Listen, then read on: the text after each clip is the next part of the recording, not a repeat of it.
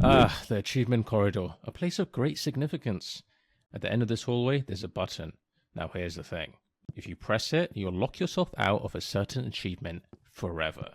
But don't worry, if you leave it alone, you'll get the achievement normally later on.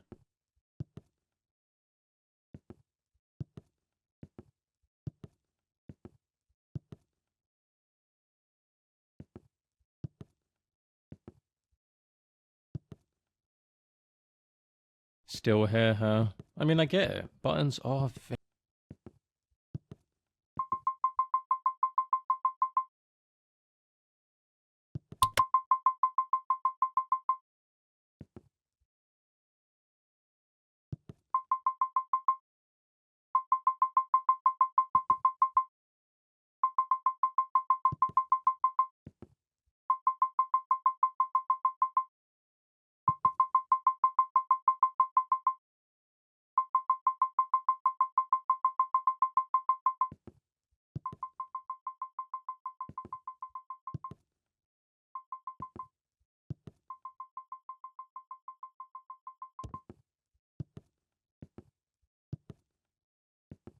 Next, we'll be assessing your capabilities in judging moral dilemmas. This is just a practice scenario, but in the real thing, other people's lives will be at stake, so don't take this lightly. When you're judging a dilemma, I want you to put yourself in the other person's shoes.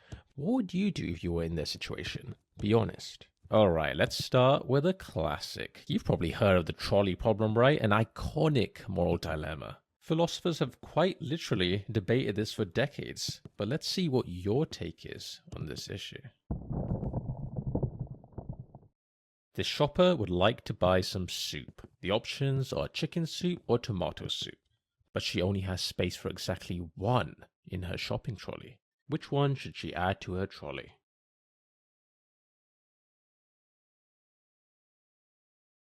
She looks around for the chicken soup, but wouldn't you know it, it's out of stock. Tomato it is. Fantastic. I hope you now realize the importance your choices have and how much impact they have on the world.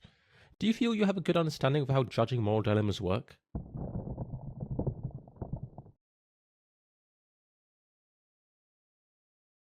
That was a great moral dilemma.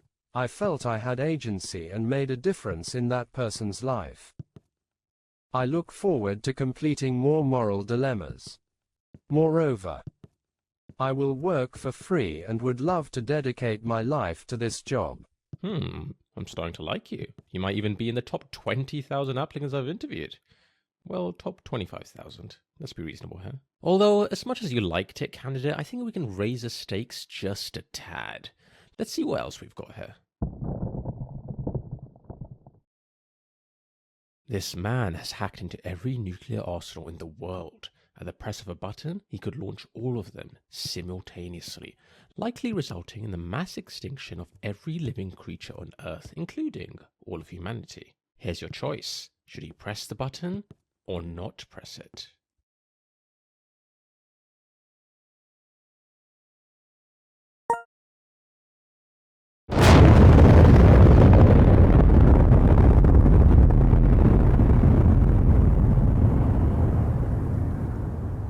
Okay then, that's interesting. You're the first ever person to choose that option.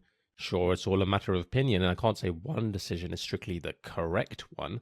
That would go against the very essence of what a moral dilemma is.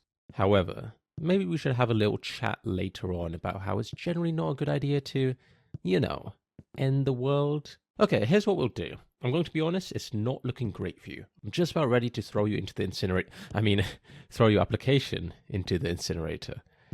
But we can try one last thing. A visual intelligence test. If you excel in this, all could be forgiven.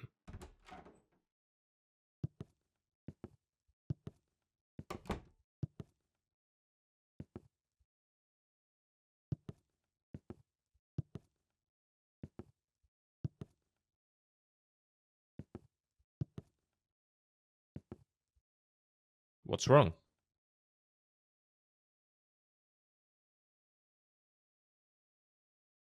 Just walk around it?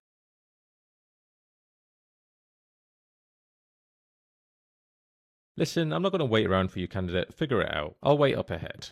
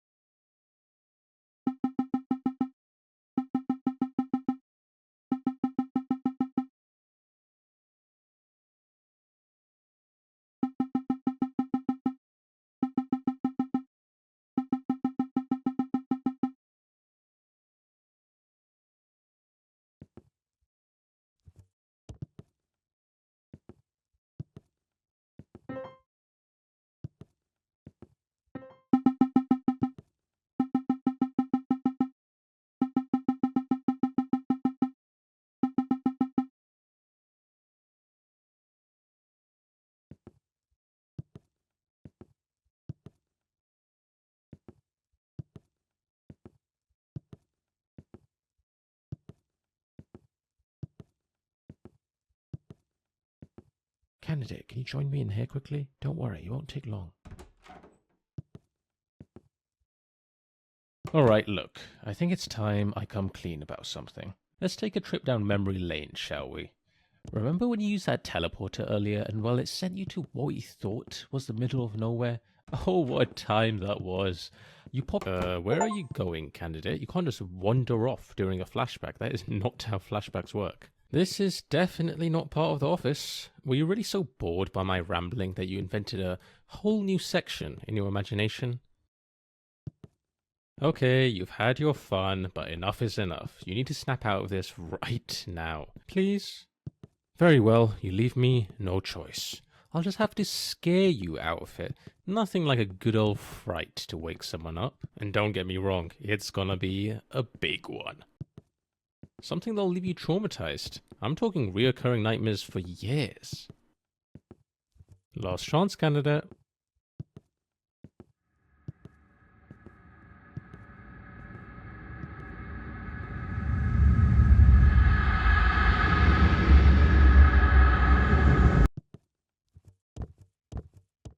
Boo. Look, in my defense, our budget was tight. I mean, what do you expect? An eldritch horror or something? They're expensive, you know? No, this is the best we've got. Can you at least pretend to be scared? You know what? I'll just give you a healthy jolt of electricity. That'll do the trick. Here's the thing. When you use that teleporter, you didn't just transport from one room to another. You died. Not in the traditional sense, obviously. I mean your original self, the one who stepped into that teleporter. They're gone. Dead.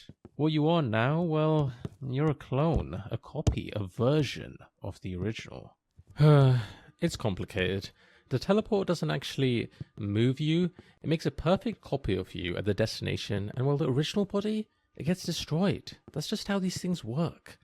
You're technically not the same person who stepped in. You're just a perfect copy with all of the original's memories. So yeah, you died. Figured I should mention that. Anyway, not a big deal. Water under the bridge, really. You probably won't even remember it after a good night's sleep. Right then, let's get back to your interview.